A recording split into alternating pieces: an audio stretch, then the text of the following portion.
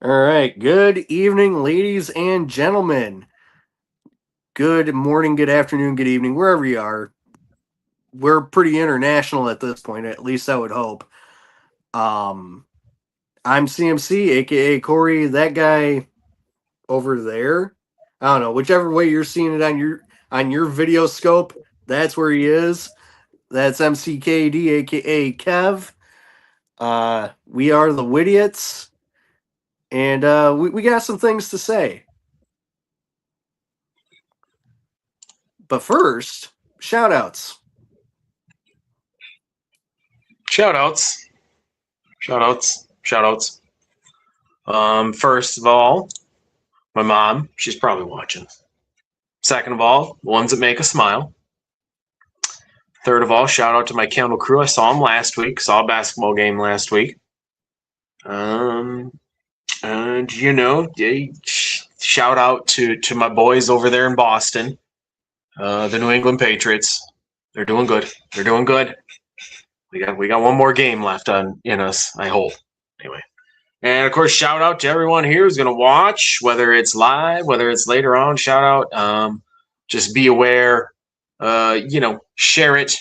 Tell your friends about us. Get it going, folks. Get it going.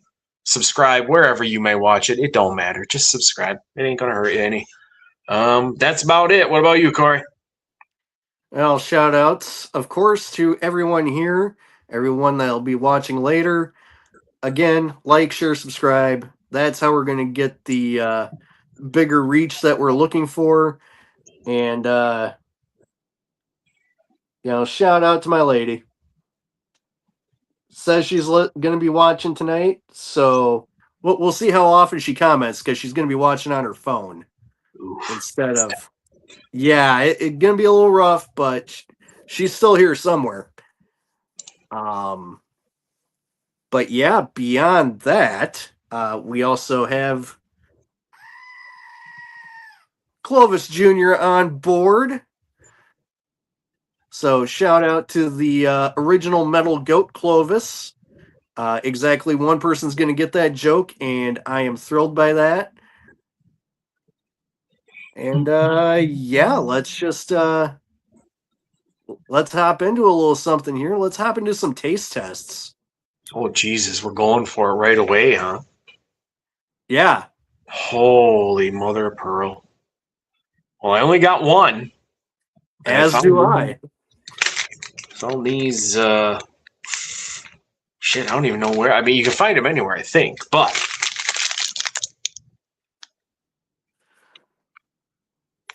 Oh, what do we got? What do we got? What do we got?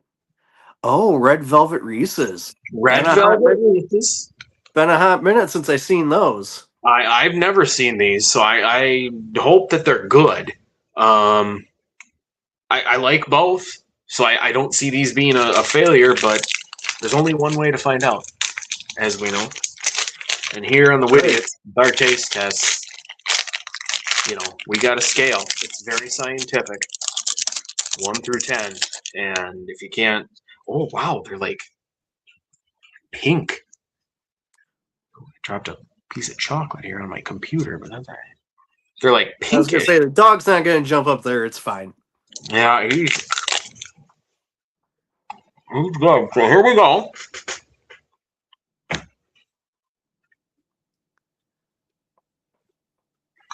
So nice of you to talk with your mouth open. That's how I roll. I mean, quite frankly, they don't really taste any different. Very, very smidge. I mean, Warhead Pickles, this show stinks. I'm with you, Scully. Well, this is what I found. These are pretty good. I would give them a solid 8 out of 10. I will absolutely eat all of them in time. But it does, it's basically kind of tastes the same almost to me. But I'll give it an 8 out of 10 because I'm a Reese's guy. So it's official 8 out of 10.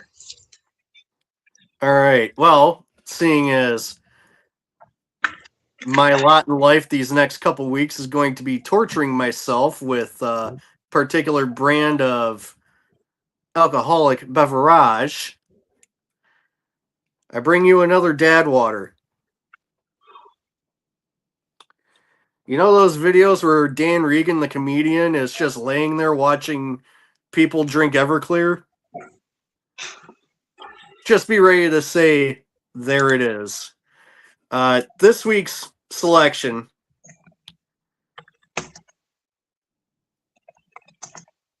It's, dad water. The base alcohol in it is tequila. It sits at a stout 5.25 ABV. And the flavor this week is pineapple jalapeno. Now, I'm told there is a buzzball with the same flavoring and that it's actually good. Correct. I don't know. I've never done buzzballs. I understand they are outstanding, though. Certain ones. But I'm not really holding out a whole lot of hope for the old dad water here.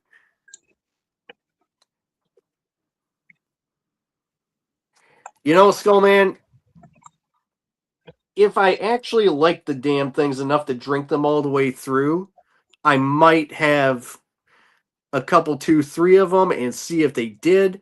But I don't know. The blood orange was kind of a bad first impression, so we're just gonna just see how this goes.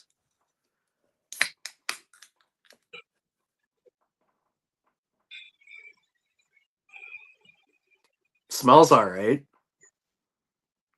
Catch a little whiff of the pineapple and maybe some of the jalapeno. I just have a feeling if I drink a whole can of this, I'm going to wind up with worse IBS than I already have.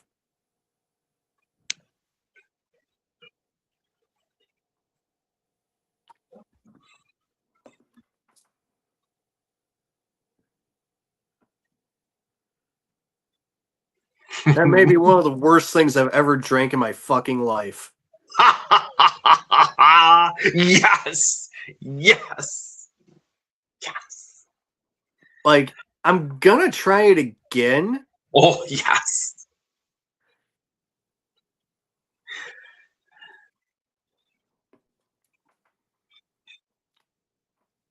Yeah, no, that's not good. Like, you can kind of allegedly taste the pineapple, and there's a slight burn at the back end to signify the jalapeno, but you cannot taste the jalapeno whatsoever.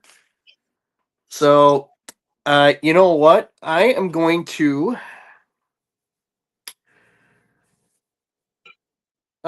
Kevin, name one of the worst professional wrestling matches of all time, Oh, as dear. agreed on by many internet fans. Oh, God. Let me think. Oh, God. An individual match that was terrible. Well, the ending of Sting Hogan Starcade was not ideal. But that not of all time. Ugh, I don't know. I don't know individual matches enough to. All right. Well, I'm gonna throw one out there. The WrestleMania 17 gimmick battle royal, only won by Iron Sheik because he cannot take the bump outside. The only bumps that man was taking were bumps of cocaine in the back room. I think that match was rated by Dave Meltzer at about -4 stars. So this Dad Water pineapple jalapeno is worse than the gimmick battle royal at WrestleMania 17. Oh. -5. Oh, God. You hate to see it. You hate to see it. And now I'm going to wash out my palate with Hillsborough Brewing Company Blonde Walks into a Bar. There you go. That's much better than a fucking dad water. There's 2 more flavors of that shit that I got to try yet. There's a grapefruit, which I kind of have high hopes for. And I think the other one's some sort of mango,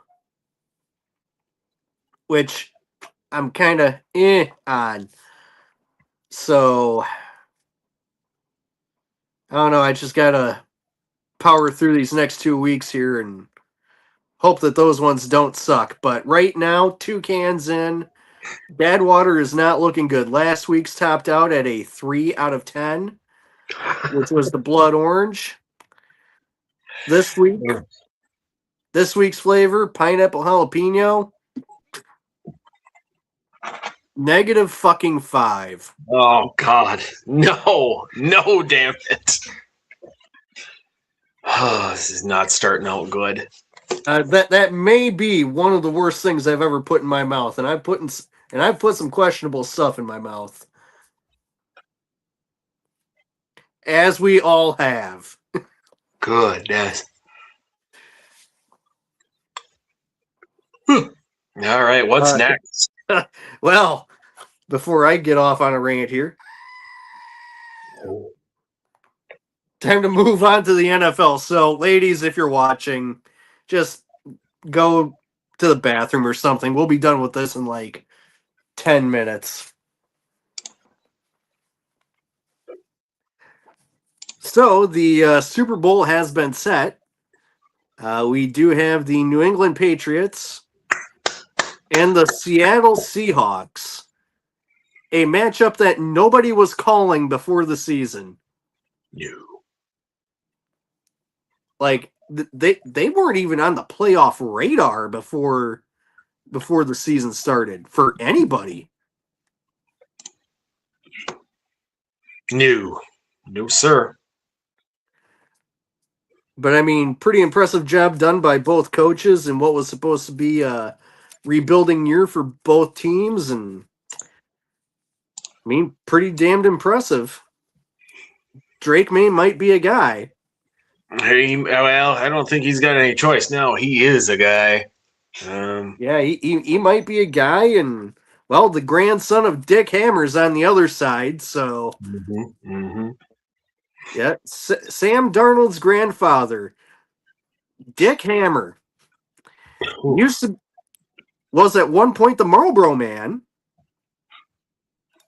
a star on the University of Southern California's volleyball team, and a star on their basketball team back in the 50s. The man even starred for one season as the fire chief on the old TV show Emergency. Oh. And then realized that being an actual fire chief was way more rewarding, so he quit the show after one season and went on to become a real-life fire chief. Makes sense to me. Yeah, I mean, Sam Darnold's got a lot to live up to. I don't think he's going to be near as legendary as Dick Hammer, but if he brings home a title for the Seahawks, he's on his way. Definitely, without question. Especially when you got, the poor Jets fans. Oh, man. They're like, man, we drafted that guy. And then we got rid of him. And they're still 3-14 every year. Yeah. Oh. Crazy how that works. I mean, granted, the dude didn't find his stride until last year when he played for the Vikings, but... Yeah, that's true. And now nobody wants to even coach for the Jets. So... No. Like, nobody wants to be an offensive coordinator, and they had a pretty extensive list of, like, really qualified dudes interviewing this week. As I saw, Daryl Bevell was on that list. Shit, who else? I want to say maybe Frank Reich was on that list too. Yeah, that was the last I knew. They were nearing him, but defensively they had Wink Martindale in, and he's playing touchdown, and Aaron Glenn said, "No, I'm still going to call the plays," and Wink said, "All right, see you later," and left out. Pretty much. And Scully, we are going to predict the game, but we're going to wait until next week. That way it's a little more fresh on everybody's minds, and we'll have something to talk about. Jesus. 45.5, though. I mean, that's a tasty pick. Man, 45.5. But we'll do all that next week. Give a little anticipation, if you will. Plus, those lines might change in a week, Scully. That's right. Depending on who gets hurt or who says something stupid at a press conference. I mean, that's more likely to happen. Yeah, I'm fully ready for somebody to say something absolutely stupid during a press conference. But being that we're going to hold off on that for next week, let's talk about some of the bigger stories from this week. I'm going to lead it off with the biggest elephant in the room. The Hall of Fame, in their esteemed voting stature, denied an 8-time Super Bowl champion on the first ballot. Yeah, they denied Bill Belichick. Like, yeah. What are we doing here? Yeah, we all know, I guess, why. Other than, you can blame your Deflategate and Spygate and all the gates that you want in the world. But when, 3 of your mortal enemies in the NFL world are on that panel, it's probably not hard to see where it went. But that's all right. He'll get in, but it is laughable. It's embarrassing for the league, but I don't really give a shit about any of that. He's got his own. I'll say this right now. If he doesn't get in until next year, once the next round of really good coaches retires, like Andy Reid and that whole crew, I don't want to see a single fucking one of them getting voted in first ballot either. Yeah, and they changed all that shit, because everybody used to have to wait 5 years, but now coaches or whatever have to wait a year, which I find weird. Right. Liz is here. Oh, Liz, howdy. Good evening, young lady.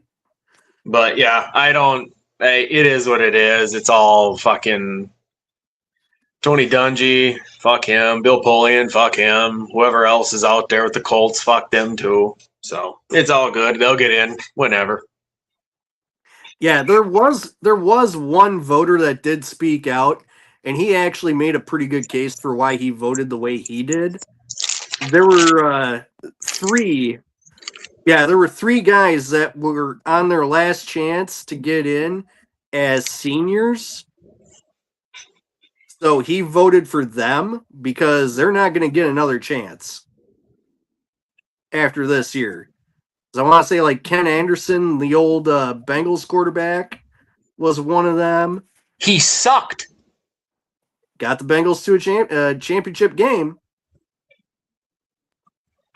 There was like two other guys that he had mentioned too that actually had pretty strong cases to be called in as senior inductees. So I'll give that guy a pass, but the rest of them, the fuck you doing? Yeah, no, the NFL's Hall of Fame has the last 10, 15 years has very much became the Hall of reasonably okay, very good. Yeah, it's not what it was. It's embarrassing. Yeah, I mean there are some seriously good inductions that have happened over the last few years. Like Sterling Sharp should have gotten in way earlier than he did. Leroy Butler should have got in way earlier than he did. Like they were instantly put into the Packers Hall of Fame because they did really good. But got Roger Craig. I got a good point too. Roger Craig was awesome too back in the day. Yeah, exactly. Like there's a lot of these older dudes that just never gotten a chance to get in, and it's like, okay, they were actually really freaking good. Like, what are we doing here? Like, I don't know. I don't get it, dude. We opened a fucking grand door for Terrell Davis to get in. Get the fuck out of here. Yeah, he only got in because the Packers allowed him to score in the Super Bowl. Mm-hmm. Because apparently they thought they were going to be able to make a comeback with Brett Favre, and when Favre gets under pressure in a must-win situation, it was a 50-50 shot. He was either going to save the day or throw a pick six. You never know. What the fuck did he do? Threw a pick. Yeah, I'm still salty about Super Bowl 32 if you haven't noticed. Not good. Could have been glorious. Still salty about that. I was really hoping they were going to knock John Elway's giant teeth out.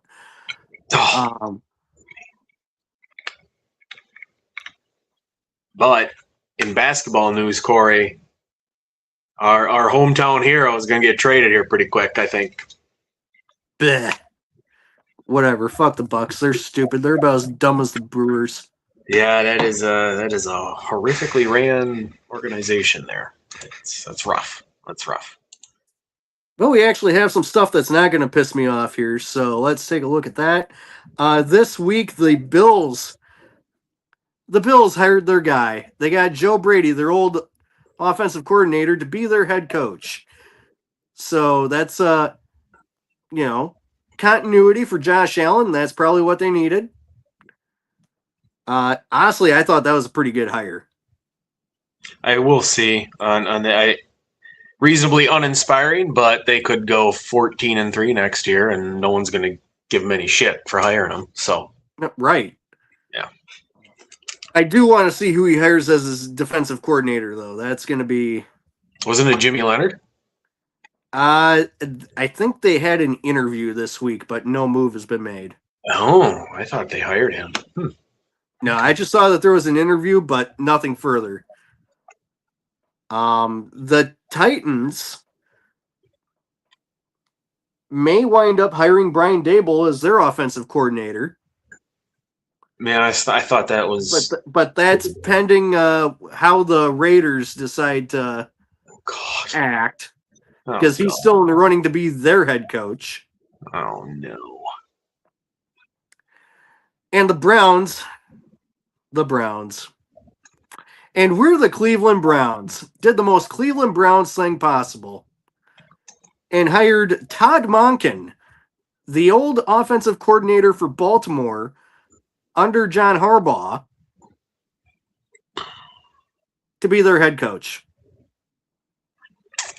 When everybody in the building wanted Jim Schwartz to be the head coach, and he was their current defensive coordinator. So yeah, Monken's an offensive coordinator, so it's interesting.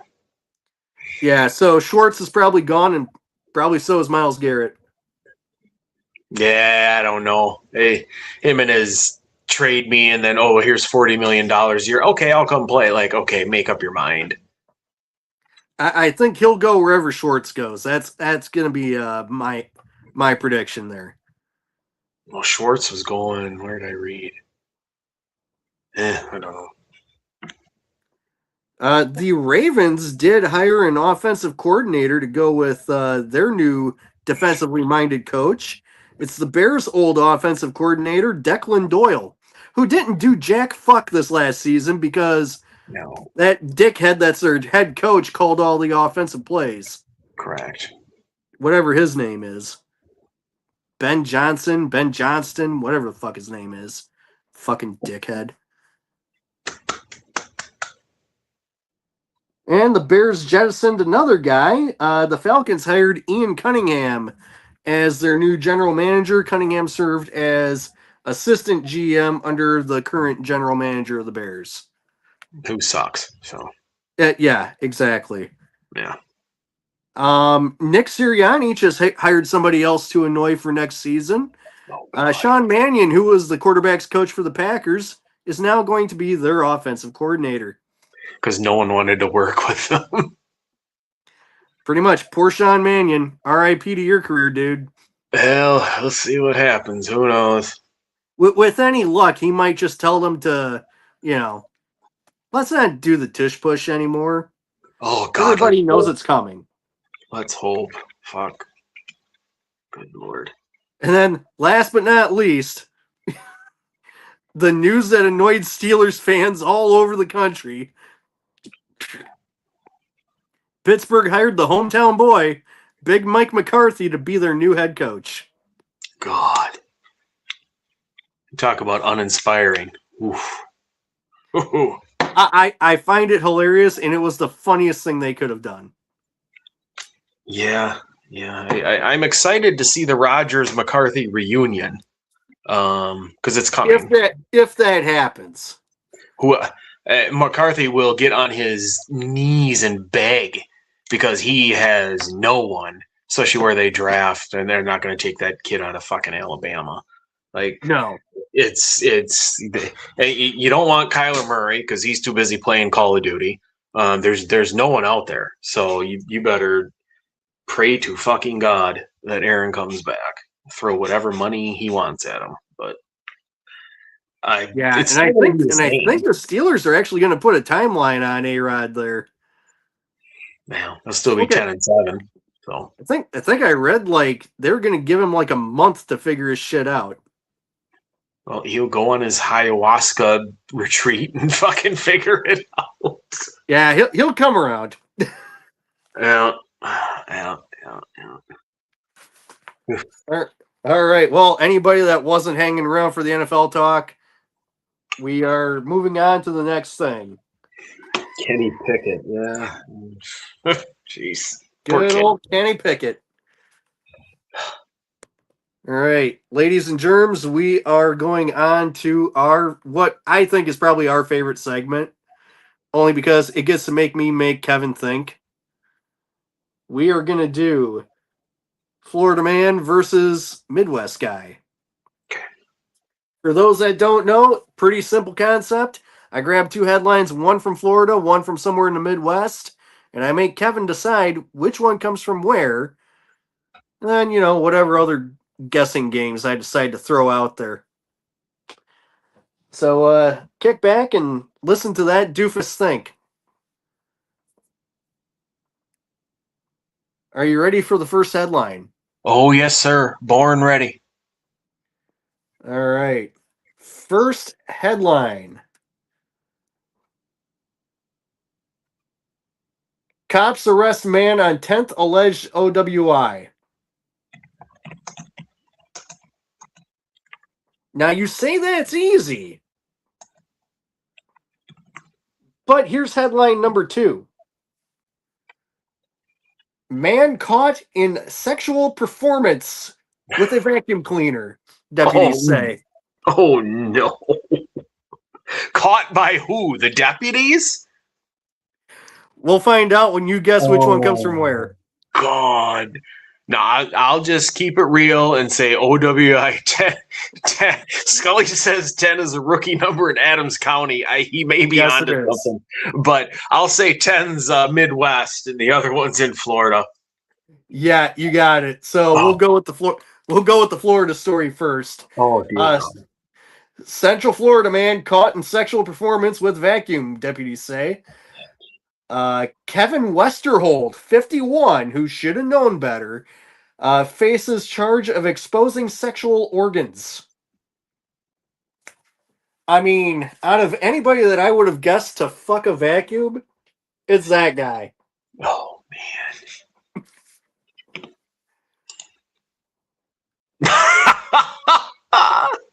Yeah, I saw that. Too cold to be screwing a vacuum. I agree. Osceola County, Florida is where we go for this one. An Oviedo man was arrested this week after he was caught engaging in a quote-unquote sexual performance with a vacuum cleaner, according to the Osceola County Sheriff's Office. In a release, deputies said they responded to Grassendale Street in Kissimmee's Windsor Hills Resort on January 22nd after receiving reports of a man exposing his sexual organs in front of a residence. Okay. Quote, the victims that observed this behavior provided a statement and a cell phone recording of a male partially clothed in front of a residence engaged in a sexual performance with a vacuum cleaner, the release reads. However, deputies said the suspect had already left the area before a deputy could arrive. Further investigation revealed that the suspect and his wife were listed as the hosts of an Airbnb and a home in the Windsor Hills Resort, deputies added. Wow. Wait, there's more. Apparently, a complaint had been reported just a day prior about a man who'd been walking in a shared hallway space while nude, investigators revealed.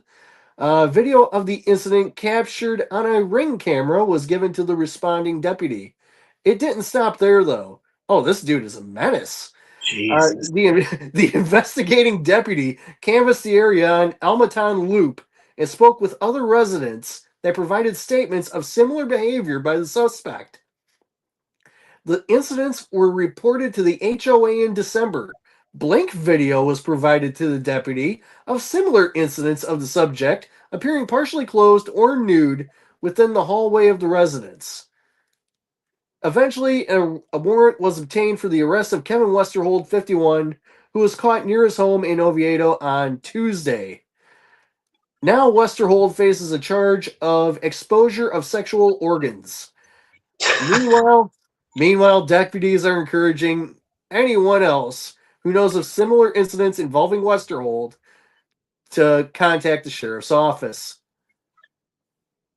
So yeah, there it is. I mean, homeboy's out here just getting a BJ from a vacuum. So and like multiple times. yeah, and all the times they're not even with the freaking vacuum.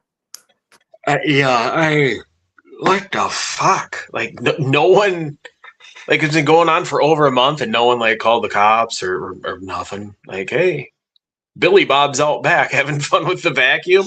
Let him go. He's fine. Yeah, super questionable. Jesus Christ. And then for the other headline, naturally we come back to Wisconsin. Wisconsin State Patrol troopers arrest a Madison man on 10th alleged OWI. Jesus. We go to Cottage Grove. Wisconsin troopers arrested a Madison man Wednesday night on his 10th alleged offense of operating while under the influence. Wisconsin State Patrol explained its DeForest Post Communication Center got a call around 10:10 p.m. about a vehicle in the median of I-94 near Cottage Grove. Troopers headed to the interstate and found the vehicle in the median, and they also saw the driver walking nearby. Wisconsin State Patrol said troopers investigated and arrested Eugene Trimble, 49, on the OWI charge. 49 and he's got 10. Yeah. Boy's been working. Oh, fuck, has he ever? Oh. Ooh, well. I mean, 18 years to legally drink, and that averages out to about once every 2 years he's getting popped for an OWI. So, yeah, I don't know when the last one was he got popped. They changed the whole sentencing stuff. I don't know when, but it's a lot stricter. But Jesus Christ, that's a clip. That's a clip right there. oh, wow. Yeah. Wow. I mean, it still doesn't exceed my favorite headline ever from Wisconsin about the guy in Adams County who got pulled over drinking and driving, and he claimed it was the beer batter from the fish that he just ate. Oh, yes. Still my favorite of all time. And I think that was that dude's 14th. It sounds about right, yeah. Who knows? It could have been the beer batter. Who knows? I mean, I've had some good beer batter, but not a one of them was ever strong enough to make me drunk. Yeah. Now, you batter me with beer, then yes, I will probably get drunk, but... Yeah.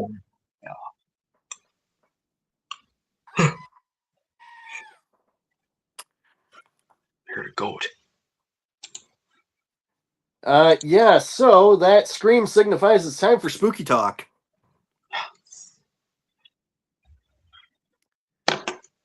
Now, I encouraged Kevin to read along with me for this one, because it's going to get fucking weird here, guys. So hang tight. We're gonna bring you something fun. Going to phantomsandmonsters.com they're taking us to Janesville for this one. For report of a cloaked reptilian.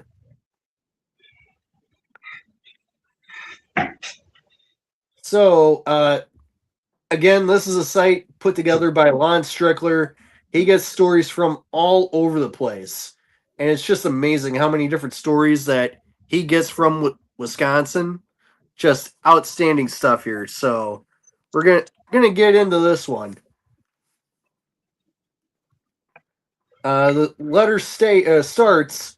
My friend and I were observing a remote house from roughly 100 yards away. The location sat in a valley bordered by a field where cattle normally graze during the winter months. That night, the cows were completely still. The valley itself was unnaturally quiet, no insects, no wind, no ambient noise of any kind. The only sound came from a deep, multi pitched roar that echoed from approximately 100 yards away. It repeated every couple of minutes. Despite this, we remained in position. We believed we were well concealed, and it was late enough at night that we could evade if necessary, which we had already done earlier that evening. We were positioned along an embankment about 15 yards apart. He was ahead of me.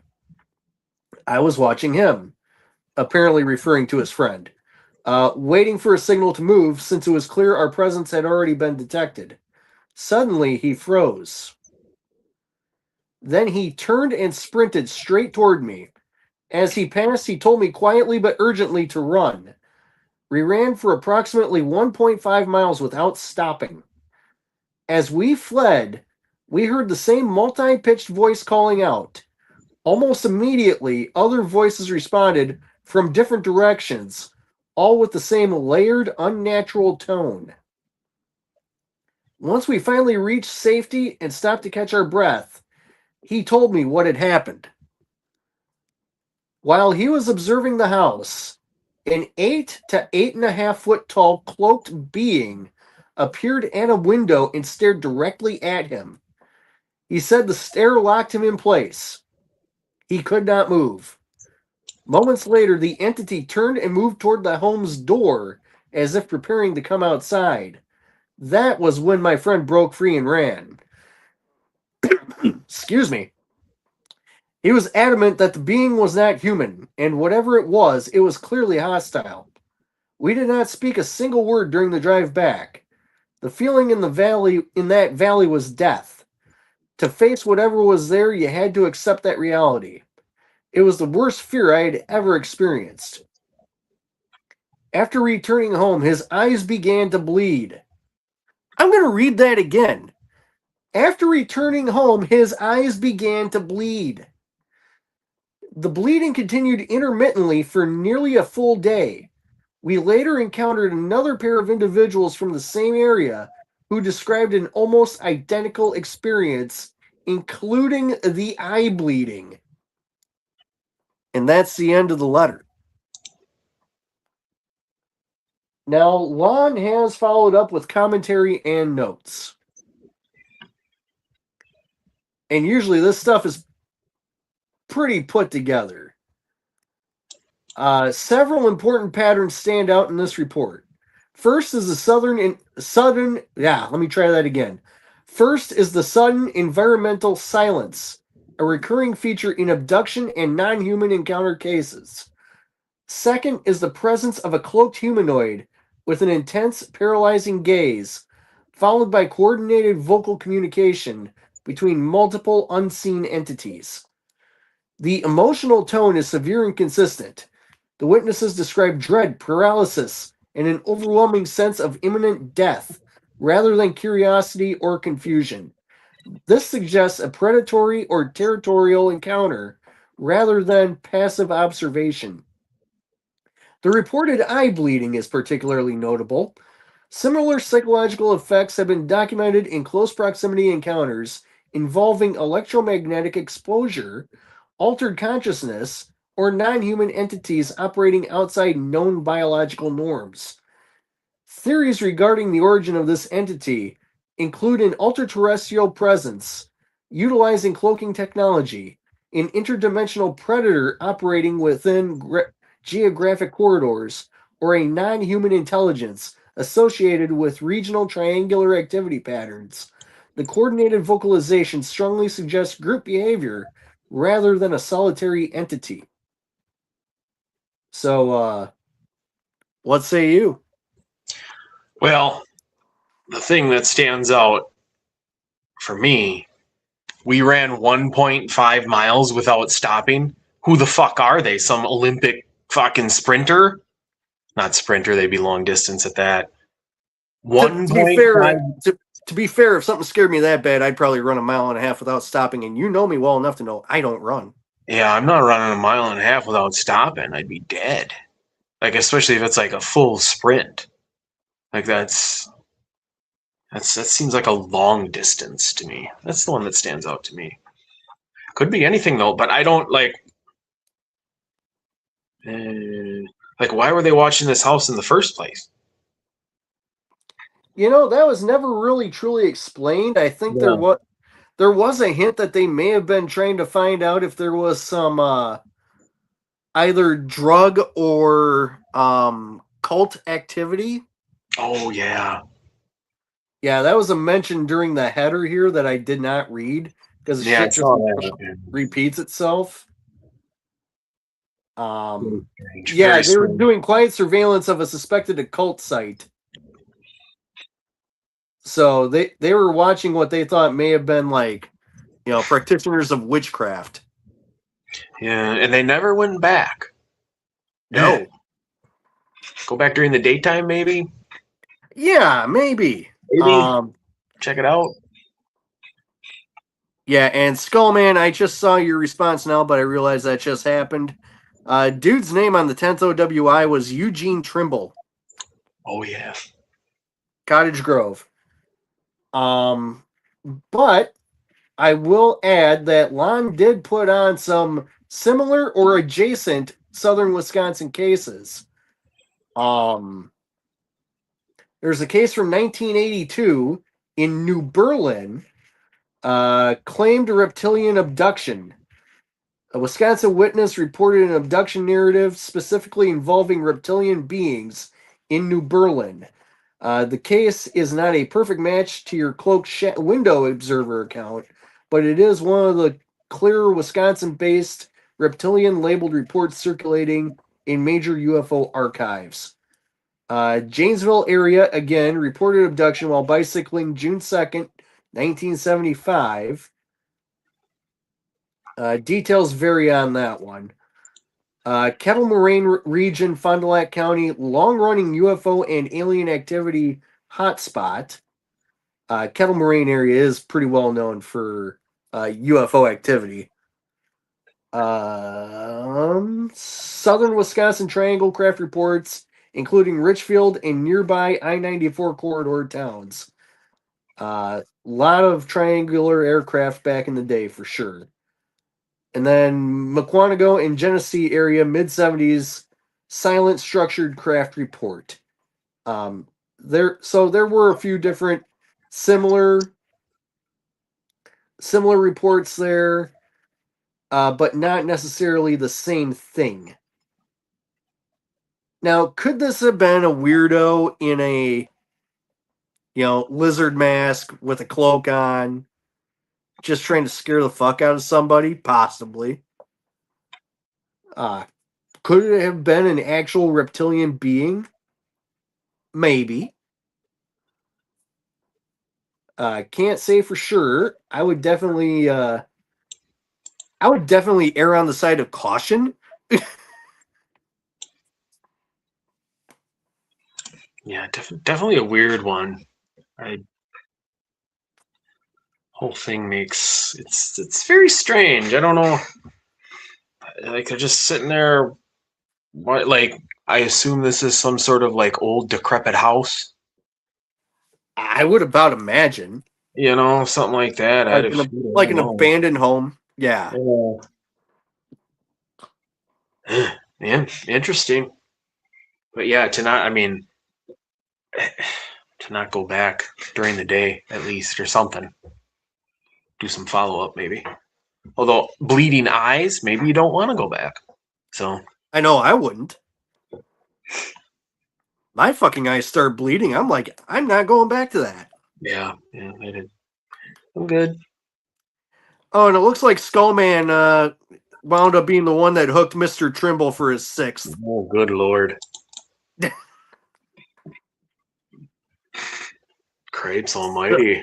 So there's that. Man, it's one big fucking happy family. Hell yeah, brother. Good lord. Well, before we dive into tonight's Mount Rushmore discussion, why don't you hit us with one of those facts that sound like bullshit? Ooh. Well, Corey, I've got a good one here today. You're not going to believe it, but you don't have to guess for this one. This one I'll just tell you. Okay. And let me find it here. Here we go. Would you believe the Stegosaurus is older than grass? And I'll tell you why. What we know now as grasses did not evolve until well into the Cretaceous period. Obviously, that's how you say it. Which began 145 million years ago. The Stegosaurus roamed the Earth during the Jurassic period, which was 155 to 150 million years ago. So they were here before grass, and they instead consumed mosses, ferns, and other fauna. That is. Look at you almost pronunciating Latin correctly. That is your true fact. That sounds like bullshit. I'm with it. Hey, if it's on Jeopardy, you're going to know. And by the way, I did get Final Jeopardy right tonight. Woolly mammoth. Boom.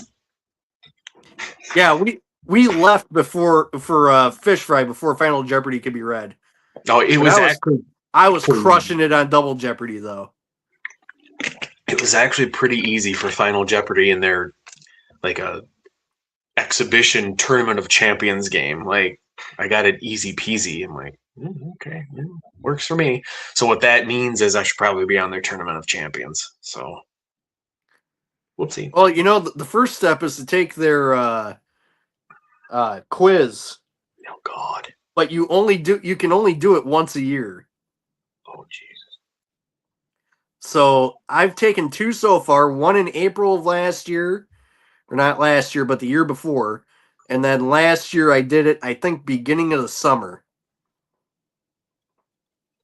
It's like 50 questions. You got 15 seconds per. Oh God. Yeah, I mean, you got to have about 15 minutes clipped out for it, and they will not tell you whether you are correct or not. Oh. Okay. And I assume you have to type in the answers to them all? Yeah. Oh God. Okay. Yeah, you don't have to do it like in the form of a question. You just have to put the answer in. Oh God. And the only way you would know if you did any good is if they reach out and say, "Hey, you want to come in and audition?" Oh God. Yeah, see, my fear is they would have some sort of opera category, which they did. I don't know if it was today or not, but Yeah, they did. That was the first round. yeah, opera category or some fucking scientific chemistry type. I am out.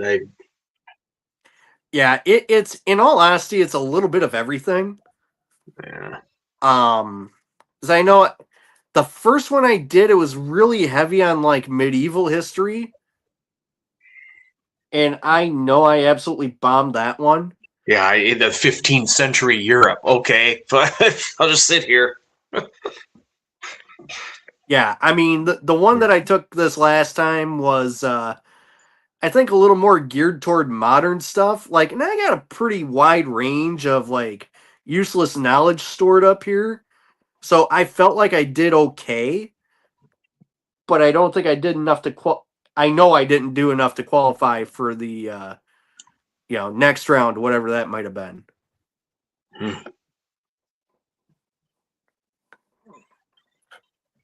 But folks, you see, one of your widiots is trying to get on Jeopardy. It may take me 10 years, but I'm getting on it. It's the only way to do it, you know. Indeed. All right. It's that moment y'all been waiting for. All 9 of you that are here. We're And going to get it. the millions, Corey, that will watch us later. Sure hoping so. This show stinks. So we decided that this week we would do our Mount Rushmore on mall stores of our youth, or like kind of more of the coming of age type of thing here. Yeah, I just did like most of mine are all going to be like older ones, and some of them, like I said, like I don't even remember them being in a mall really. But with that being said, y'all fucking I dropped my list. Hang tight, here it is. Well, Let's see. while you're getting your shit together there, Yeah, right after we get done with our Mount Rushmore tonight, we'll be talking about a pretty sad passing in Hollywood that just happened today. So we will talk about that. And then we will go right after that, go right into Ask the Widiots Almost Anything. I So will not just say Build-A-Bear, Scully. I will not do it. But Liz can say it because I know she's still wandering around here somewhere. yeah, Build-A-Bear. But That's her joint. let's see your top 4, people. Like, put them in the chats. And also, if anyone can remember of a store that's back in the Spencer's days, I'm talking like mid 90s, that's kind of like Spencer's, but it's not Spencer's. Like, I'm trying to think of one, and I cannot freaking remember it. And I think it was both at Westtown and Easttown, but then they took it out of one and kept it in the other or something like that. But it's not Hot Topic. And folks, my guess is that my intrepid co-host here is Mandela affecting himself. I'm ready. All right. Oh, wow. Scully has an interesting Mount Rushmore. Oh, yeah. I mean, to be fair, in most malls, that's about the only store left. So I get it. Wow. Yeah. I mean, we got to go back in the 80s too here, like when we were kids, like infants, if you will. And I went back there for one of them anyway. Yeah. So seeing as you went first on the taste test, I'll go first on the for my number 4 here. Your mom did. I don't think that's it. It doesn't sound familiar. Yeah, I think despite my protestations that this might be some sort of Mandela effect, I think I do know what you're talking about, but I'm pretty sure it's neither one of those. Yeah, I don't remember Gordman's that I ever would be jonesing to go to in the mall. Sarge, you might wind up hearing some of these later on in the segment. Yeah. Walden Bucks. So my number 4, and I did come up with a list of 7 stores here. So I do have a small honorable mentions list. But my number 4, it was my go-to for NFL jerseys back in the day. And they had the good ones too. The ones where the numbers were actually sewn on the jerseys. Not any of the screen print bullshit. Talking about Pro Image. Ooh, okay. Yeah, that one was definitely at Valley View Mall for probably the better part of 6 years. God, I don't remember Alaska. I remember seeing it down here. I thought you were going to say Champs. No. Nope. Going with Pro Image. Okay. All right. Yeah, you got to get that good thread in the one of them jerseys, Corey. Oh, for sure. Otherwise, they're going to fall apart. Yeah, I got a pretty solid collection out of them. Yeah. In fact, I think that's where I got my, I'm trying to think if that's where I got my JJ Watt jersey or not. I might have gone to NFLshop.com for that one, actually, now that I think of it. I think I only have bought one jersey in my life, and it's Randy Moss, white Vikings jersey. I still have it in my closet, but I think I have never worn it. And I mean, that was when he was with the Viking. Like, he was still playing for him, so God knows how many years ago that was. But I don't know where I got it, though. I have no idea. But my numero 4 is the aforementioned Spencer's. So you're gonna probably yell at me because holy shit, what's better than Spencer's? I'm with you guys, but these other three, they just carry more weight with me. Number 4, Spencer's. It's an all timer, zero debate. Well, that rolls right into my number 3, which is also Spencer's. There you go. Definitely a top 4 type gift getting store. I would peruse their coffee cup collection to give to my friend Carrie for her birthday every year, and she had some pretty fucked up cups from me. They had those, and they always had the damn black light posters in the corner. Giant section, non-black. You just sit there and thumb through them all. Shirts, everything. Yeah, and I'm pretty sure I've gotten at least 1 or 2 of my ugly Christmas sweaters from them too. So there you go. There you go. All right, brings me to my numero 3, which is, back in the day, I think they were pretty close to one another, or maybe they are now in the Westall Mall. But good old Hot Topic. Gotta love it. I mean, they got my Funko Pops still. They got a whole wall of T-shirts. They always did, even when you were a kid. If you need a band T-shirt, that was the place to go. The goth stuff, which aligns, I think, probably half the store. I never got into that stuff. Didn't even fucking look at it, but they just had some cool shirts back. I mean, it's a fun store to wander through and take a look, and you never know what they're going to have. They do have some weird shit in there, kind of like Spencer's. You just kind of never know. But anytime I see a Hot Topic in a mall, I'm there. Hot Topic number 3.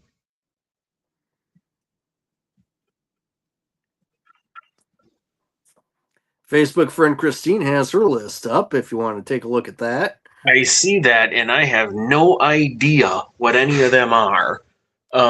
Certainly not the first 2. That's got to be like women's clothing, right? I don't know what the fence post Deb is for sure. Yeah. Fence post. Stephen Barry's is like I'm thinking of Dave and Buster's, so I have no idea. And I was thinking custard. So yeah. And Northern Reflections, is that the one I saw where you could go and get rocks and shit? Yes. Okay. Yeah, see, and I don't remember Northern Reflections. Was it in Westtown? I don't remember that store, but it certainly could have been. And she says it was not. No. All right. That's why. Interesting. So my number 2 is where I started my burgeoning book collection back when I was a child. And that included the starter of my Garfield collection. Back when they did like the full books where you had like 3 to 5 years worth of the daily comics plus the Sunday newspaper comic. That all started at a little place called Walden Books. Long before Barnes & Noble came in and took everybody over, Walden Books was the place to be. Yeah, I'm trying to see, where did Sarge's stuff go? Oh, there it is. Walden Books. Yeah, Spencer's KV. Yeah. Well, Walden Books, B. Dalton. I think there was another one in there. I just wrote down the bookstores as like one of my honorable mentions because I just went in them all anyway. Oh, yeah. Because they just had cool shit. All of them. I didn't have a burgeoning book section, though. I do have 2 little bookshelves full of books. I think I've read maybe 2 of the 50 that I have. But I did read The Dirt by Motley Crue. So I did read that. But yeah, nothing wrong with Walden Books. Quality store, but yeah, now it's all Barnes and Noble, and they're cool stores too, though. Yeah, and the good thing with Barnes and Noble is that they have a a localized travel section, and that travel section typically has your ghost stories and your monster books and stuff like that. So that's kind of where I go. Shout out to Jessica Freeberg. She's one of the uh, regional authors that pumps out just a shit ton of books every year. I do have one of her books here, Monsters of the Midwest. I think I may have read a selection out of there, but I intend to get more out of there for this show because that woman puts in a lot of research and she's an absolute sweetheart. Just actually was in on a kind of a little Zoom meeting with her on Sunday. Outstanding person. And she co hosts on Darkness Radio every Tuesday for True Crime Tuesday. Yeah, I mean, I'm sure you know, but like it used to be back in the Barnes and Noble for all that like spooky stuff and Bigfoot, even maybe the New Age section. Yeah, that's where it was to Yeah. start. Yeah, okay, they switched it. Yeah, so a lot of the regional hauntings and stuff are in like the local travel area. And Okay, then anything like worldwide or anything, I don't think it's New Age anymore. I think they got it under a different header, but okay. Uh-oh. Women's clothing, like cabin, and they had sweatshirts. They might have been out of Canada. Okay, all right. See, women's clothing stores. I got no use in there. What am I doing? But now she did say Deb, and I typed in Deb Mall Store, and it appears that Deb is a very Illinois centric store, Facebook friend Christine. So let's just, whoa. Okay, whoa. Illinois. Just when you think what you know people. I know, right? What is your number two? My number two is the aforementioned by Sarge. Number one in our hearts definitely could be the good old KB Toy Store. And this is going back to my childhood, and there was never a time that you wouldn't wander through there with your mom and dad, and you'd go up and down every aisle, and it's just toy after toy after toy. And they don't. I don't know if they have too much like that anymore, where it's just toys after toys after toys. Certainly not around here. But man, you gotta love the toy store. They always had something in little like cages up front, usually the barking dog, or they had a train running around, and man, you're just Yep. fascinated by it. Fascinated by it. But yeah, KB number two. Rolls right into my number one, which is also KB Toys. Ooh. I got most of my Nintendo 64 games and Super Nintendo games through KB Toys. Yeah, that's right. They had them. Toys R Us was big on the Nintendo games. They had aisles. I remember the one off of fucking, what is it, Verona Road, Madison, where Home Depot is, used to be Toys R Us. You just walk up and down the aisle and you'd grab the card and take it up front or whatever. But it was just the whole aisle was video games. I mean, Oh paradise. yeah. Paradise. KB. Okay, KB. Well, my number one is, I just put arcades, but Aladdin's Castle, I think, was like the brand for a lot of them in the malls.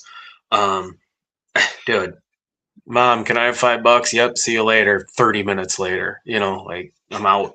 I'm playing all these different games, arcades, always first place you went, damn near every time. And you knew where they were in the mall. Like I said, Westgate had the bomb.com. So whenever, I was learning, hey, mom's going, or mom and dad are going to Westgate, I'm like, I got to get in on that. And then right around the corner was this little hobby store in Westgate, which was awesome. So I just saw my little planes and trains and all that shit. But number one, arcades of any kind. Right on. Before I get into my honorable mentions, I think I'll just throw it out there to you right now, seeing as I'm seeing a few of the eateries, the food court stuff popping up in the chat here. Mm-hmm. I'm thinking next week we might have to do Mall Food Court Edition Mount Rushmore. Oh, God. Okay. Yeah, we could get something out of that. Yeah, and I mean that could literally be anything. You don't even have to be in the food court. Like some malls do have the, natural food court, but then there's also those little offshoot joints that are like more national brands that are have a little bit, like their own seating and shit. So I mean, we could definitely dig into that for next week. And now most of the food courts are all like the Sarkuo Japan. They're Japanese and Chinese food. Yeah, so I mean, Oh, we'll have to get into the gonna have to dig into the archives, but I feel like we can definitely get a good list out. oh yeah, Excuse me, out and of that. Sabaro's going to be on everyone's list, so we're just going to check that. Yeah, Honorable definitely. mentions. What do you got, Corey? Well, I do have the aforementioned hot topic, probably not for the reasons that you stated, although some of the reasons are there. They did carry a good amount of band shirts. Um, I know the emo girls that I went to school with were like all over that shit, so that's where they went for their clothes. And then for a while there, especially during the Attitude era, that was where you got your good WWF shirts, like the actual good shit. Um, Another one that jumps onto my honorable mention is GameStop, but GameStop just is like popping up everywhere now. So it's not exactly unique to the mall anymore, but I did have a pretty good rapport with the guys at the Valley View Mall one. So, I mean, shout out to those guys. And they're going bankrupt as we speak, so get your shit as soon as you can.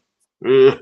Well, good thing I got the Xbox that you could just download shit on now, so I don't have to go back in there. There you go. And the last one, lids. Yeah, Because where else are you going to go for a good hat? that was the only place back in the day. Champs had hats too, so you'd have to Oh, go back. yeah. Yeah, Yeah, but if you want like the high quality, like pro level ball caps and stuff, yeah, that's where you went. yeah. Good old lids. And God, I think they didn't they do a segment there on Impractical Jokers where the guys had their like got custom hats and they had their Twitter handles and shit on them, yeah. I and then think that they was kept one of blurring out Murr. Yes, sir. But you had to wait, like you always kind of waited like by two for whatever price it was back in the Yeah, day. You had to get the deal. But yeah, Lids is a good place. Lids is a good place. Meal? Let's see. I got Champs, which that was just the place to go. God, everybody had a starter jacket, and you had to go Champs to get it. So Eddie Bauer and American Eagle, if you wanted the little bit fancier type of fancy clothes, whatever. I had a couple things from each, probably. I don't know. Old Navy, back before it was usually like a standalone store, was in the mall. Sometimes it's in the mall now, but yep. good, cheap clothing. Radio Shack, and I was telling Corey, my Radio Shack here, when we had it, and the one in Bear, they weren't in any malls. So I don't really associate Radio Shack with being in the mall, but they were there, but I never went to them. So, but Radio Shack is awesome. And this one was on list, so maybe they were attached at some point, but Toys R Us, I Oh. never had it attached to any mall. So, Yeah, I but mean, anytime I ever saw it, it was a standalone store because yeah, there was like two of them in the Lacrosse area. The one that was the OG that shut down, and then I think they may have put it back in the same building when it reopened, and now it's just kind of like, yeah, yeah. And this one I remember on the West Town Mall. Yeah, and on the west side, Sarge, I don't know if that's where you're talking, but yeah, on the west side, Toys R Us used to be down off of Verona where Home Depot is, and then they went to the standalone, which is now whatever that activity zone or jump. It's a jump oh trampoline yeah, park or yep, some shit. Um, yeah, the Radio Shack was in West Town. I think it was just down from where Cheesecake Factory is now, but yeah, sad times. This one. Sam Goody, the music place, the CD place, and Oh all that. yeah, Dude, I always went there, and the only place I remember it was the West Town, right off the food court where what is that, pot belly or pork belly sandwiches or yeah, whatever? yep. It used to be right there. It was the strangest place for a CD store, right off the food court.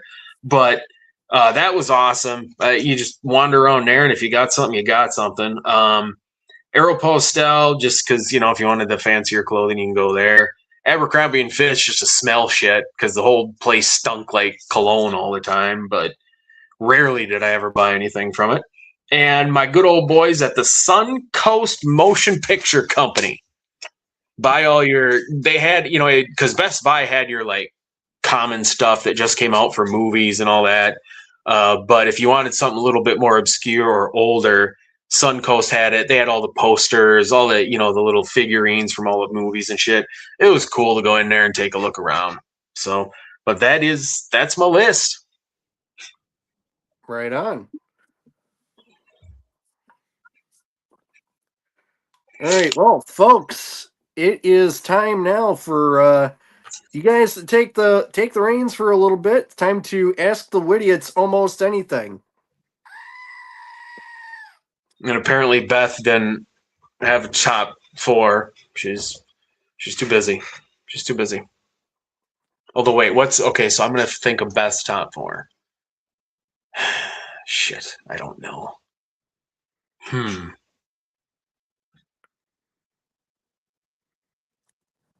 don't know. God.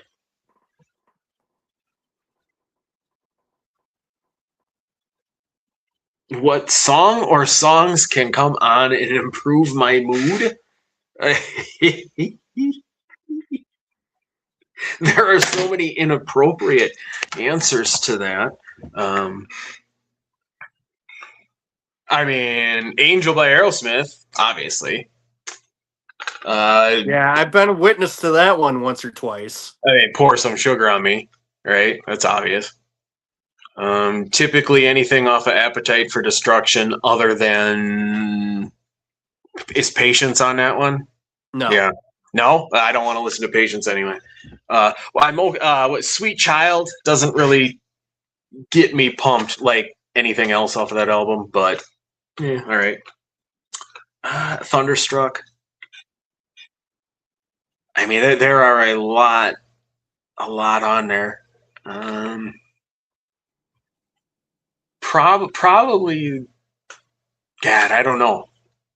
Pour Some Sugar on Me is probably number one on that list. What about you, Corey? Well, I look back to my 90s one-hit wonders list, and I go straight to my number one, which is Flagpole Sitta by Harvey Danger. That one tops the list of songs that improve my mood. The thing is that it really depends on what my mood is. That'll make me like feel better. Like there's days where Paradise by the Dashboard Light by Meatloaf comes on and I'm immediately happier. And I always sing the ladies part. Absolutely.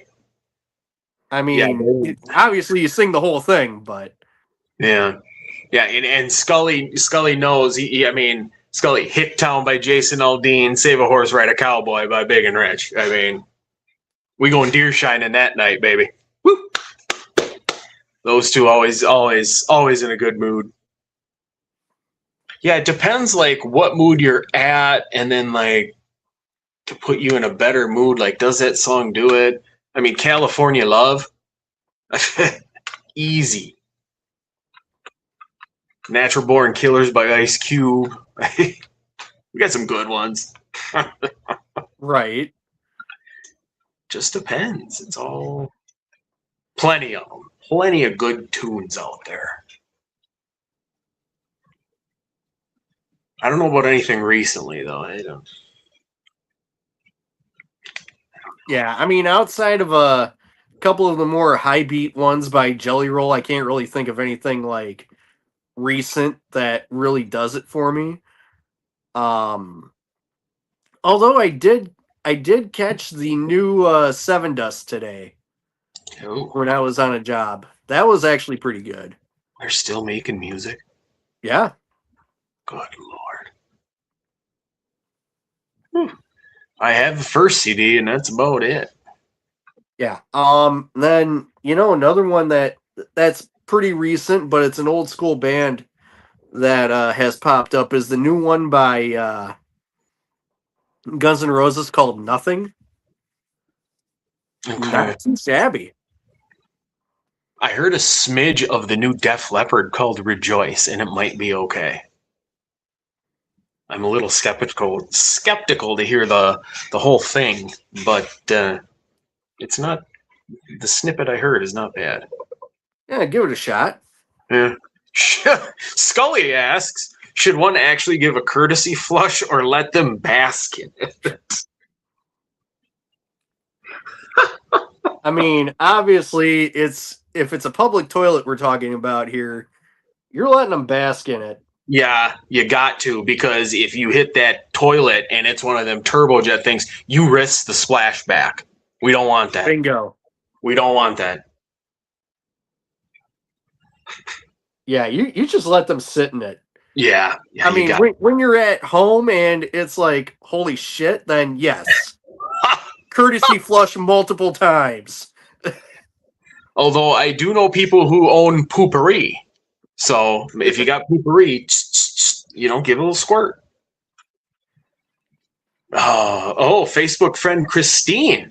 What concerts have you gone to or want to go to? Oh, wow.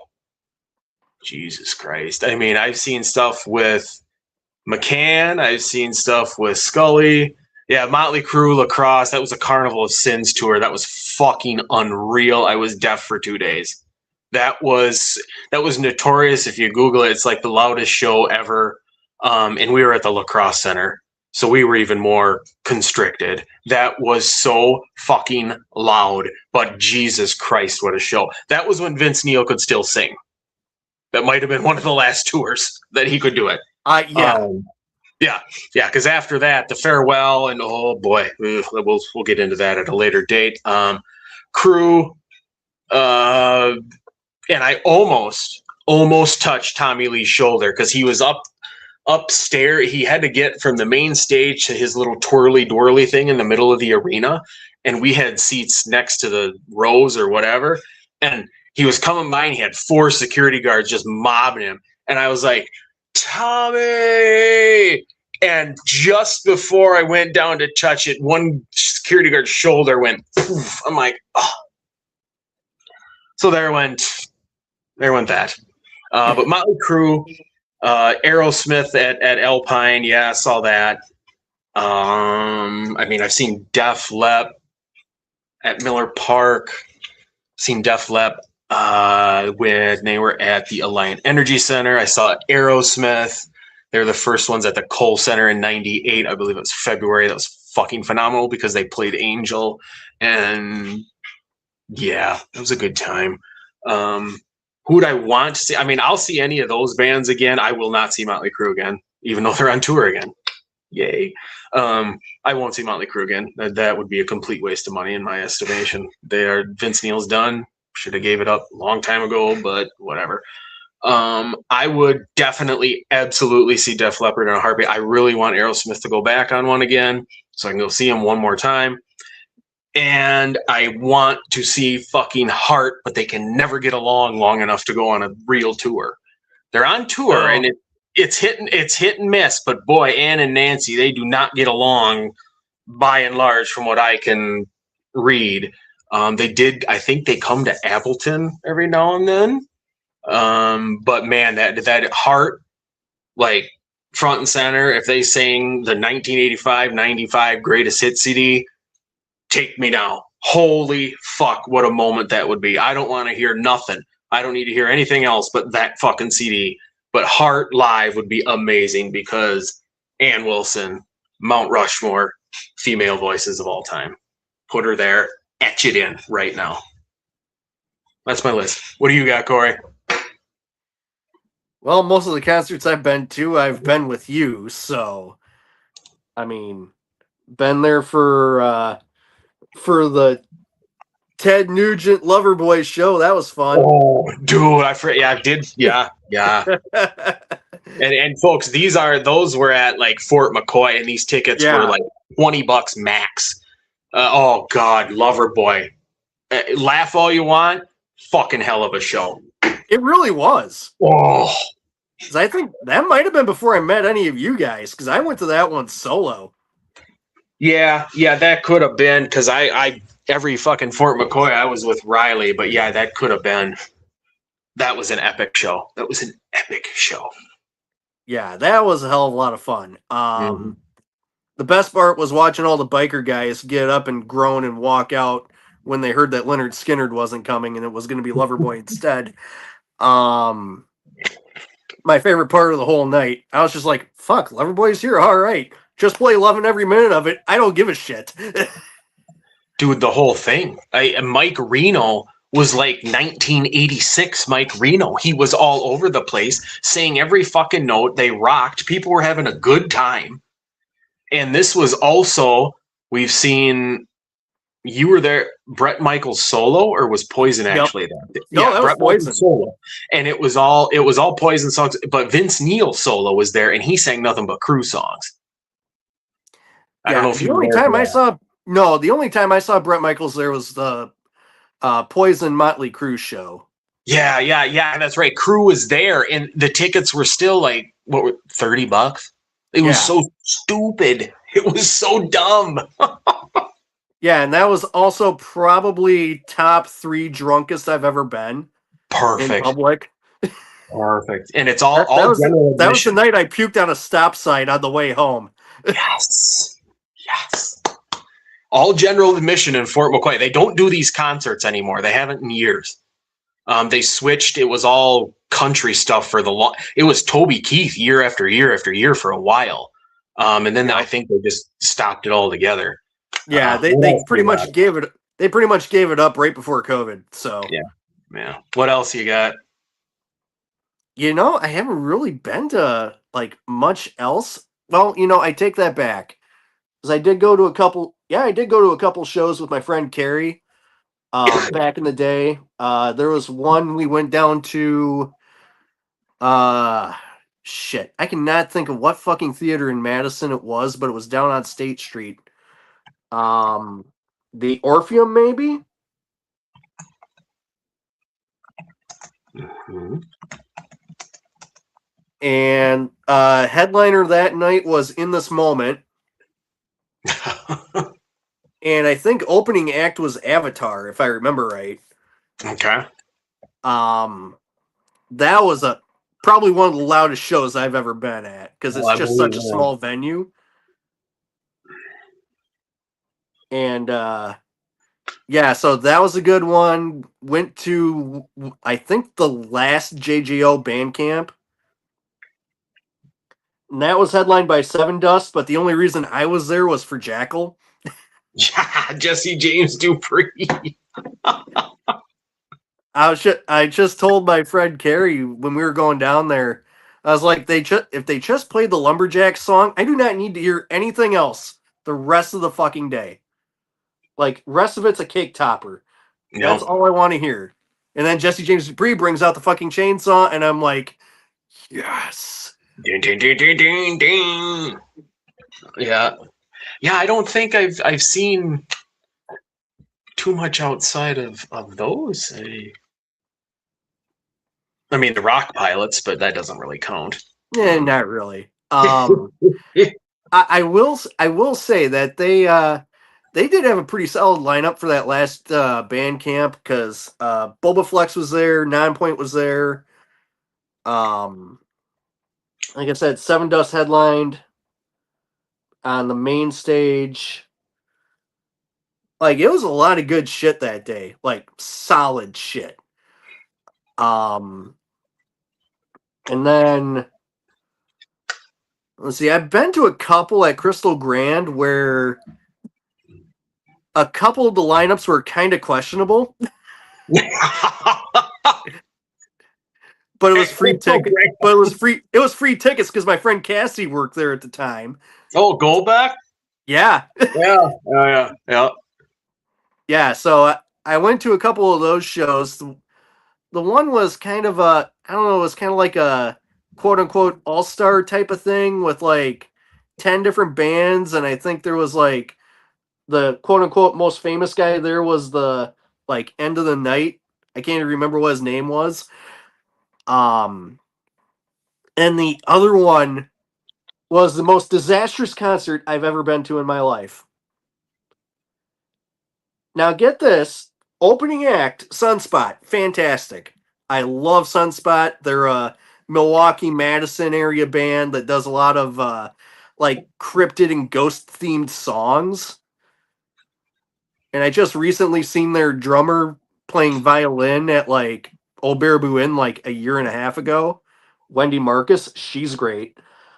Um, but yeah, highly recommend if you see Sunspot in your area, fucking go because they're good. It's all original stuff. Um, cannot remember who the fuck the second band was, but the headliner was Saving Abel, and the lead singer at the time was still very much an alcoholic, and he was fucking loaded. Like, they did Addicted like 7 fucking times. Because that was the only song he could remember the lyrics to. Man, it sounds about right. Like, apparently now he has sobered up, left the band, and is like touring solo now. Okay. Scotty Austin, I think, is his name, if I remember right. But apparently he's sobered up, found Jesus, all that good stuff, and now he's out doing solo tours now. So, okay, dude might be in better shape now. Scully, Dropkick Murphys, AC/DC Crew, Aerosmith, Lincoln. I never saw. ICP. I wish I would have gotten to see Linkin Park at least once. Yeah, that'd be cool. That'd be. I don't like the big festival stuff. Like Summerfest and Alpine. I swear I'll never go to Alpine again. Which reminds me, the last time I was there, I'm pretty sure it was last time, was Rage Against the fucking Machine. That you talk about fucking unbelievable. It had rained. I don't know if it was like right before the concert or that day or whatever, but it poured or whatever. It was me, Riley, and my friend Jason, who used to be married to Sarah, who I knew from up in Superior. They came down, met us. We drove the rest of the way. And so we were sitting on his side hill, and people are sliding down the hill at Alpine Valley because it's a literal like grease track. We had to watch like our backs because everybody's hammered, sliding down this hill, gonna sever ACLs at any minute. It was a good show. Like, how many times are you going to see Rage in your life? Exactly 0 Right. if you're lucky. If you're lucky. So we had one time. I'm like, let's go, and it took us 2.5 hours once we got back to our car just to see fucking concrete again. I have no idea why we were not moving. We couldn't really I don't even know. I don't even know what the fuck happened. It took forever to get back. That night or that weekend, I think it was like a Friday or something. But the plan was my Superior crew of people always they have this yearly camping thing. And at that time, it was between the cities in Duluth, Minnesota. It is in the middle of fucking nowhere. It was a town called Duxbury, Minnesota, which has 3 houses in it. You are in the middle of absolute nowhere, Minnesota. And it was probably like a 6-hour drive from Milwaukee. So we got on, fucking dropped off Riley at the Mauston stop, gassed up. I followed Jason and Sarah up. I'd never been awake for longer, I don't think. I was fried by the time I got there, but we made her. But yeah, Rage was good, but I will never go back to Alpine Valley. I mean, it was like Bulls on Parade is my GOAT Rage song, and they sang it the second song in, so it's kind of like, fuck, man, why didn't you wait? Like, why isn't that your closer? But Right. they got such a good catalog. It's just like, all right, sing the next one. Peter Frampton. Oh, that's actually a pretty solid fucking list of shows Fallout sent to. My God. Fall Out Boy and Weird Al. Yes. Weird Al with Piddle's Pity Party. Do I even want to know what Puddle's Pity Party is? Sad clown.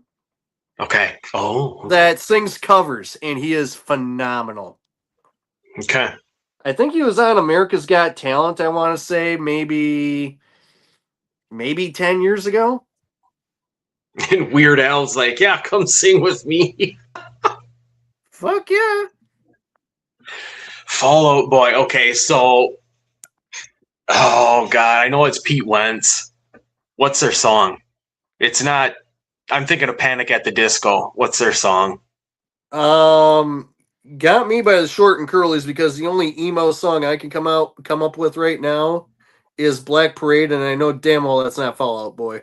No, that's Chemical Romance, ain't it? Yeah. Because I know I chimed in with Haven't You Ever Heard of Closing the Goddamn. That's fucking Panic at the Disco. I'm trying. Yeah. I have the CD. I have the Fall Out Boy CD. I just can't fucking remember the song.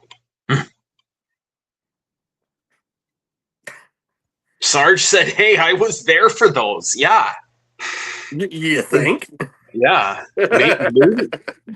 Do we know if Sarge is Puddle's Pity Party? Well, I've never seen him in sad clown makeup, so yeah, we're gonna have to look into that. What are your favorite one-liners and from what movies? Oh Jesus Christ, we ain't got that kind of time. Holy fuck. Man. Well, okay, Puddles is taller than Sarge. Okay, confirmed he is not. Okay.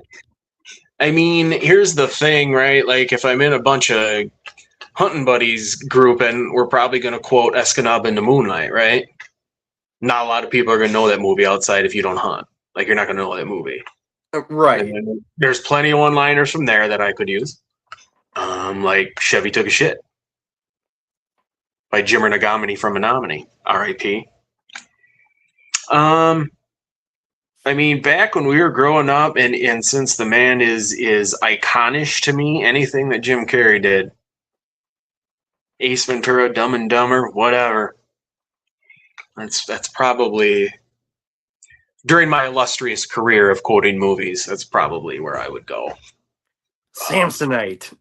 Samsonite. I was never a big all-righty then. I think that was overused.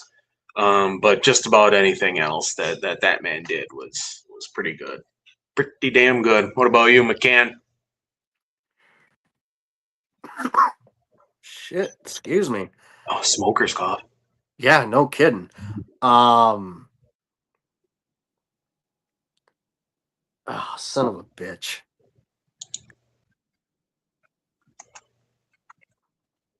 You know, I can't think of any off the rip, but I do know if you go back and into some of the John Wayne westerns, like John Wayne had some fucking cutters.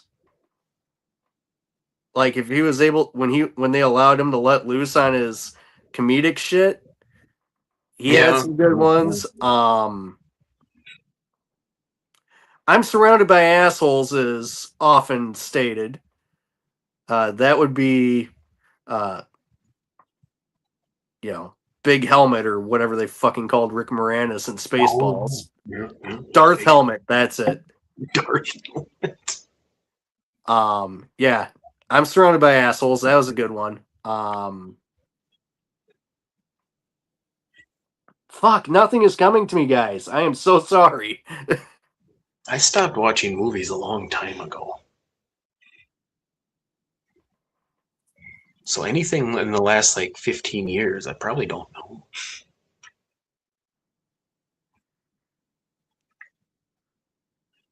See, Groundhog Day, I saw it, and it's like, I want to love it, but it's okay. It's okay.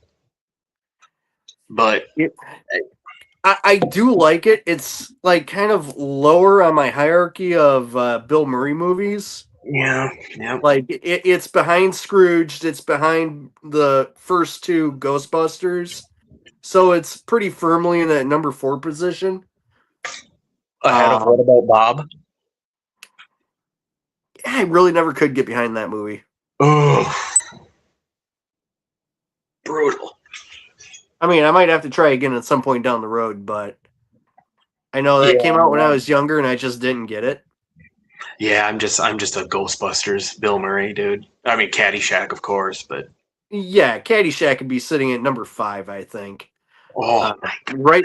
Right behind Groundhog Day. Um, just for me. But I do like Groundhog Day, and I did read something pretty interesting about Groundhog Day earlier this week. Harold Ramis came out and said that in the original script, they're going to be like super aggressive about it, to where he relived that day for 10,000 years. That was going Jesus. to be like the whole premise of the movie. Was that he was going to be living the same day over and over again for 10,000 years. They got it whittled down quite a bit, but they said, I think Bill Murray came out and said, for the amount of information that I had on that town by the end of that movie, I would have had to have lived the same day over and over again for 150 years.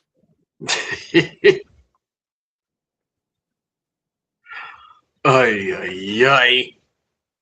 Yeah, I saw it once, tried to like just keep on it, and I'm just like, man, this movie, I don't know if this is for me.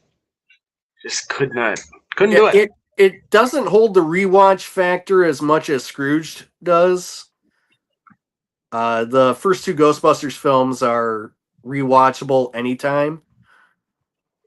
That's kind of where I rank movies, is like rewatchability factor. Mm-hmm. Like if I liked it enough the first time and I liked it just as much like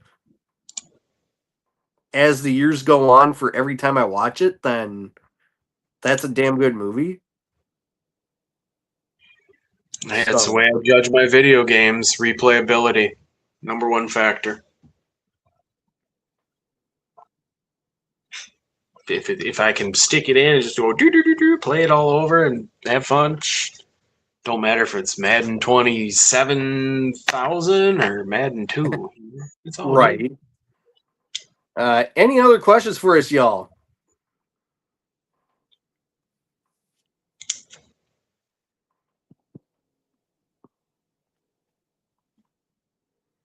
I didn't know I stumbled onto a DUI checkpoint. Well, I'm investigating everything, Corey. I think that's a good segue into our Catherine O'Hara showdown. Yeah, for sure. So unfortunately, Catherine O'Hara, who is an absolute legend of an actress, passed away today at the age of 71. Uh, Far too soon, far too young. Um, I had just most recently seen her in the second Beetlejuice movie. Um, oh shit, Skull! I just saw your question. We'll get to that in a little bit. Um, but she was fantastic in that second Beetlejuice movie. It was a perfect like look from Delia Dietz to whoever Winona Ryder's character was, Lydia Dietz, Lydia, yes. and then Lydia's daughter, who was Jenna Ortega. Um, so that was a very very like, it's unfortunate to say that was the send off for Catherine O'Hara. I think she had like at least another 20 years worth of shit to put out there for us. I feel like, but she was in so much good stuff. I mean, Mm-hmm. both Beetlejuice movies, um, Home Alone, and Macaulay Culkin. Poor guy, he is beside himself right now. Um, Mm. that was I've his seen, on-screen mom, you know. Best in Show and A Mighty Wind are the movies. Yep, she was in Schitt's Creek. She was Moira. I mean, she was Moira, and that's what I will. Between that and Kevin's mom in Home Alone, those are my two. I Schitt's Creek, man. I wish they would have kept going with that show, but I get it. I get it. If they would have kept going, I mean, that still is. That's if you had a list of my favorite shows and just threw like 30 of them at me, it's going to be on there. Where it's going to end up, I have no idea. But it is that is such a good show. But here's what I think. I think now, okay, Moira's gone. Like, so here's Dan Levy, here's Eugene Levy, right? The brain trust behind Schitt's Creek. Like, let's bring everybody back. And now Moira has passed away, and now the premise of the show is finding Johnny Rose, aka Eugene Levy, his next wife. Who is not watching that show? There you go. No one is not watching that show. That show is gonna. But I get it, and now Dan Levy, he's out making commercials now, probably making more than he's ever made. He's got to spend 5 minutes on a commercial shoot where he had to spend 5 years doing Schitt's Creek. So I get it. But damn, it's a good show. But yeah, R.I.P. to the legend Catherine O'Hara. Mm-hmm. Ain't too many like her left. Oh, apparently she was also in Lemony Snicket's A Series of Unfortunate Events with Jim Carrey back in the day. Yeah. I like that movie. That's an awesome, very underrated Jim Carrey movie. I can't remember her being in it, but I've only seen it a couple times way back when it first came out. So. Yeah. Damn shame. I suppose Scully's asking the fucking question people want to know. What athletes do you feel were great but didn't get the hype they deserved? Oof. Tom Brady.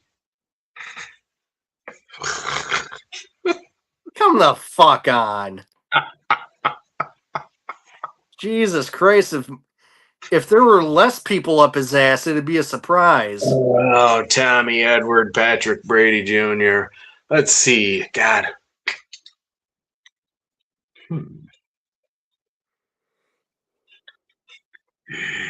Boy, I don't know. What are you thinking on this one, Corey?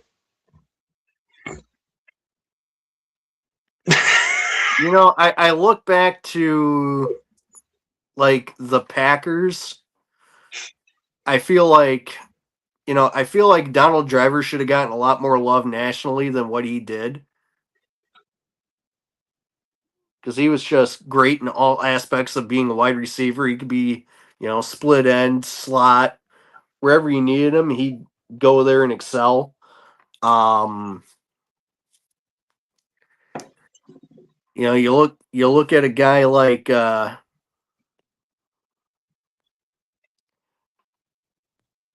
maybe it's just me, but I don't think Ray Allen got enough love.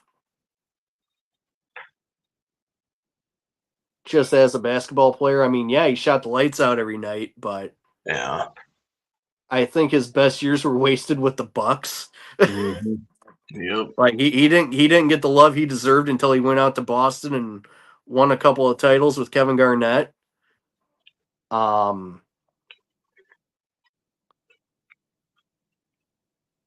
God, I don't know. I mean,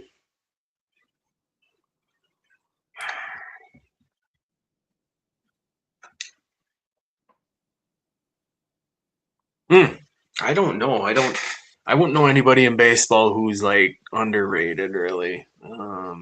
Hockey, certainly not. Basketball, shit. I always thought Anton Jameson back in there, because I'm a Tar Heel guy. Anton Jameson, he played in the pros, had a good career, but I think he was underrated or underused at least. Like he could.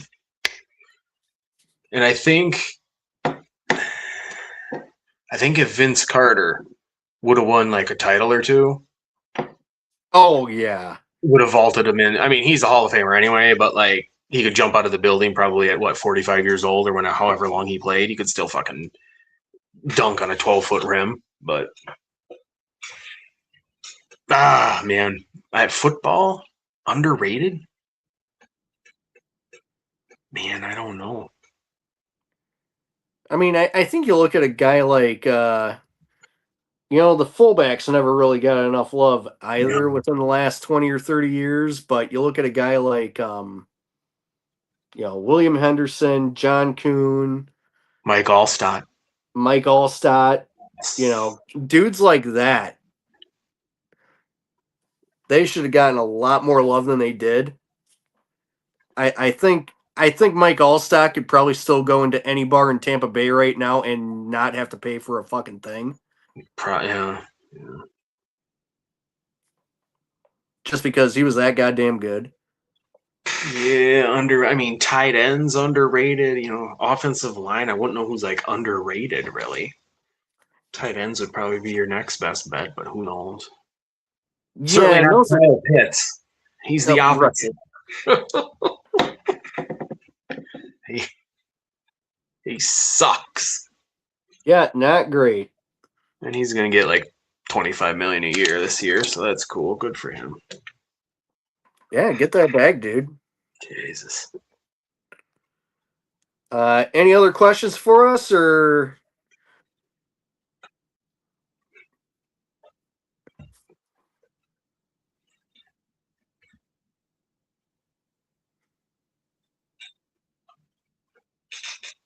I think we're good to go. Yeah, I'd say so. So that being said, thanks for joining us tonight. Hopefully anybody that jumps in with fuck. Oh fuck. Where will Giannis play next? It won't be in Milwaukee. Fucking A. He's going to the Warriors and they are going to win another NBA title. Yeah, but they're going to deplete their team pretty bigly if they trade for him, but I don't know if it's going to matter. I don't know if they need the draft picks, But not if they're going for win now and trying to get Steph Curry one more title. Yeah, I know that. I mean, you put Giannis in the front court instead of fucking what's his name? The one that gets fouled out all the time, Green. Oh, Draymond. Yeah, they're all expiring contracts anyway, So yeah, you give me a front court with just Giannis and not Draymond Green, and they're probably going to win because Giannis isn't going to cost you a game the way that Green would. Yeah. I don't know why Milwaukee would want Jimmy Butler back because he's hurt. He's old and he's hurt, but I guess if you got to make the salary work with the NBA trades, okay, take him back. But I don't know if he's going to offer him. And I don't know what the sense of that would be. I mean, they already did that with Dame Lillard, and that did not fucking work. Nope. They done it with the trade before that, and the trade before that, and that, and all them trades they tried to make work with Giannis completely failed, and they were doing what I read they were 30-13 when they had whoever their coach was before Doc. They fired him, and ever since then it's been completely in the fucking tank. Talk about just a horrific organizational move for what 7 years now. I mean, they won the title in like 2020 or 2021 or maybe 2019. So 5 years of just complete bad moves. Yeah. Bad moves. I mean, it all started going down the hill when they let go of Coach Bud. And that was before they fired this last guy who was 30-13. Yep. And then they let Drew Holiday, or they traded Holiday. Just mistakes. Spurs, Wemby and Giannis game over. I mean, you're not wrong. That'd be like this generation's David Robinson and Tim Duncan. That'd be a hell of a defensive game plan to stop them two. But All right. Well, on that note, yeah, we're gonna call it. It's been a night, pretty good night. Some good discussion. Worst show on the internet, but yet here we are.